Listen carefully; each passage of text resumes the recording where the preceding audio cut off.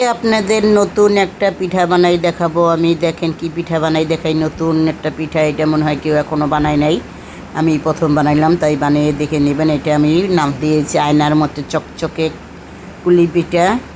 আয়নার মতো চকচক করে দেখে আমি আয়নার মতো চকচকে কুলি পিঠা দিয়েছি, সাবুদানার কুলি পিঠা। এটার জন্য এখানে আমি 1 কাপ সাবুদানা ভিজাই নিয়েছি। আমি অল্প 1 কাপ সাবুদানা 1.5 কাপ পানিতে ভিজাই রেখেছিলাম, 3-4 ঘন্টার জন্য ভিজে গেছে। এখন আমি এখানে এটা মেন উপকরণ হচ্ছে সাবু, আর হইলো এই যে মোমোর শিটগুলো আমি নিয়েছি, মোমোর কিনা শিটগুলো নিয়েছি। আপনারা চাইলে ময়দা গুলিয়ে ছোটো ছোটো করে রুটি বানাইয়ে নিতে পারেন, এটা দিয়ে বানাইলেও খুব সুন্দর লাগবে, খুব মজা লাগবে। আর এখানে আমি কিছু ময়দা গুলাইয়ে পাতলা করে পানি দিয়ে গুলাই নিয়েছি, ওইটা হইলো লাগবে আমার আটাটা লাগানোর জন্য। এখানে 3 বাটিতে আমি সাবুদানা নিয়ে নিব। এটার ভিতরে নিয়ে আমি লাল রং দিয়ে দেখেন একটু মিক্স করে নিলাম। আমি 3 কালারের বানাবো, সাদা আর হইলো লাল আর জর্দা কালার। আর এখানে এটা এক সাইডে রেখে দিব, রেখে দিয়ে আরেকটা বাটিতেও আমি নিয়ে নিব। আরেকটা বাটিতে নিয়ে তারপরে জর্দা পাউডার রংটা দিয়ে দেব, দিয়ে আমি 2 চামচ পানি দিয়ে মিক্স করে নিব। পানি দিয়ে মিক্স করে নিয়েছি। এখন একটা করে মোমোর শিট নিব। আর হইলো আমি এই মোমোর শিটগুলো গুলশান একে থেকে কিনে এনেছিলাম।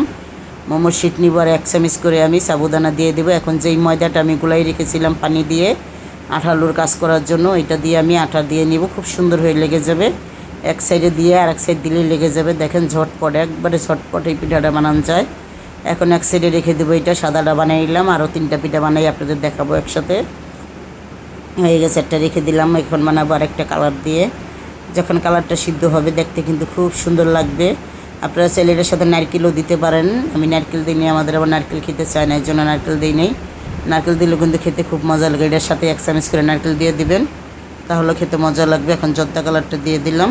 এটাও আঠা বানাই নিচ্ছি। দেখেন একবার করে দিয়ে এভাবে একটু জাতা দিলেই হয়ে যায়, খুব সুন্দর পিঠা। এই পিঠাটা ফ্রিজে রেখে ঠান্ডা করে খেতে কিন্তু খুব মজা লাগে। এটা আমি দুধ দিয়ে রান্না করব, একবার মালাইয়ের মতো হয়ে যাবে পিঠাটা খেতে।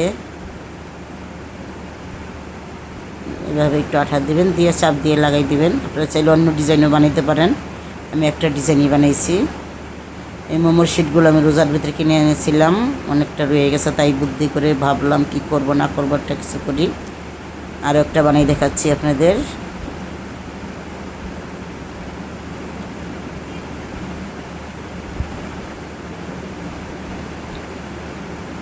এখন আমি ভিডিওটা কেটে দিব, সবগুলো বানাইয়ে আপনাদের দেখাচ্ছি। দেখেন 4টা বানাই দেখালাম আপনাদের। এখন খুব সহজ হবে আপনাদের বানাইতে। এখন বানানো হয়ে গেছে আমার। আমি মোমোর যে রাইস কুকারে যে মোমো সিদ্ধ করার এটা আছে, এটা চুলাই দিয়ে দিয়েছি, পানিটা গরম হয়ে গেছে। তাই আমি এখন এগুলো সিদ্ধ করে নিব। এগুলো বেশি সিদ্ধ করতে লাগে না, 5 থেকে 7 মিনিট সিদ্ধ করলেই হয়ে যায়। আরও কম সময় আপনারা সিদ্ধ করতে পারবেন, যেহেতু দুধে দিয়ে রান্না করব, বেশি সিদ্ধ না করলেও হবে। আমি একটু সিদ্ধ করে পরে দুধে দিব, এইভাবে দিব না, কারণ ছুটে যাওয়ার ভয় আছে। এখন দিয়ে আমি 5 মিনিট ঢাকনাটা ঢেকে রেখে দিব।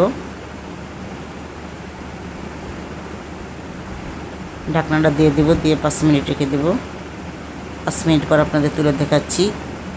আর এই সাইডে আবার আমি দুধ বসাই দিয়েছি, এক চুলায় দুধ বসাই দিয়েছি। দুধটা 1 কেজি দুধ আমি জাল দিয়ে 700 গ্রাম করে নিব। তারপর এখানে আমি চিনি দিয়ে দেবো 1/2 কাপের মতো, আর দুধ দিয়ে দেবো, গুঁড়া দুধ দিয়ে দেবো 1/2 কাপ। গুঁড়া দুধটা দিলে কিন্তু খেতে মজা লাগবে বেশি। গুঁড়া দুধটা দেখানো হয়নি আমার। গুঁড়া দুধটা দিয়ে আমি খুব সুন্দর করে লাড়াচাড়া লিছি চিনি দিয়ে। এটা আরও 2টা বলক দিতে থাকবে, আর ওইটাকে দিতে সিদ্ধ হয়ে যাবে। দেখেন সিদ্ধ হয়ে গেছে, কত সুন্দর, ওয়াও কত সুন্দর কালার এসেছে। দেখেন 3টা কালারই খুব সুন্দর লাগছে। দেখেন সাদাটা এখন সিদ্ধ করে আমি এখন একটা প্লেটে উঠাই আমি একবারে দেবো। আরও 4-5টা আছে সিদ্ধ করে নিই। খুব আলতো হাতে কিন্তু আস্তে আস্তে তুলতে হবে, কারণ এটা একটার সাথে একটা লেগে যাওয়ার আছে। এই যে একটা একটা করে তুলবেন, ভাঙবে না, একটা পিঠাও ভাঙবে না। আমার শুধু লাড়া দেওয়ার সময় চামিচে লেগে জর্দা কালার একটা পিঠা ভেঙে গেছিলো। যে আস্তে আস্তে এভাবে তুললেই তোলা হয়ে যায়। দেখেন ও কত সুন্দর কালার হয়েছে ভিতরটা। এইভাবে আমি সবগুলো তুলে নিব। এই যে হয়ে গেছে, দেখেন দুধটা শুকাইয়া 700 গ্রামের মতো হয়ে গেছে। এখন আমি পিঠাগুলো দিয়ে দিব, দিয়ে 5 মিনিট জাল দেবো, বেশি দিব না।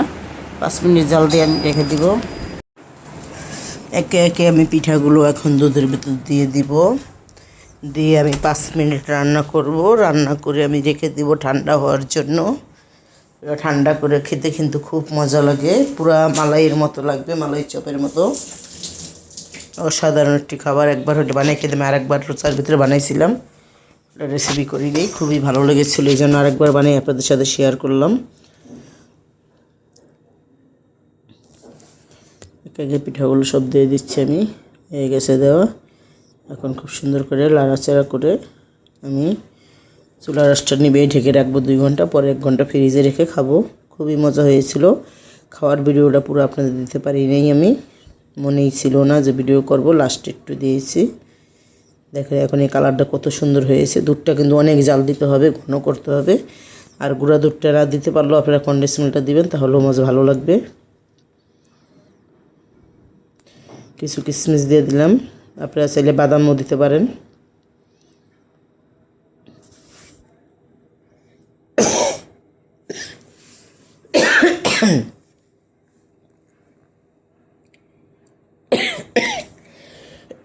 দেখেন কত সুন্দর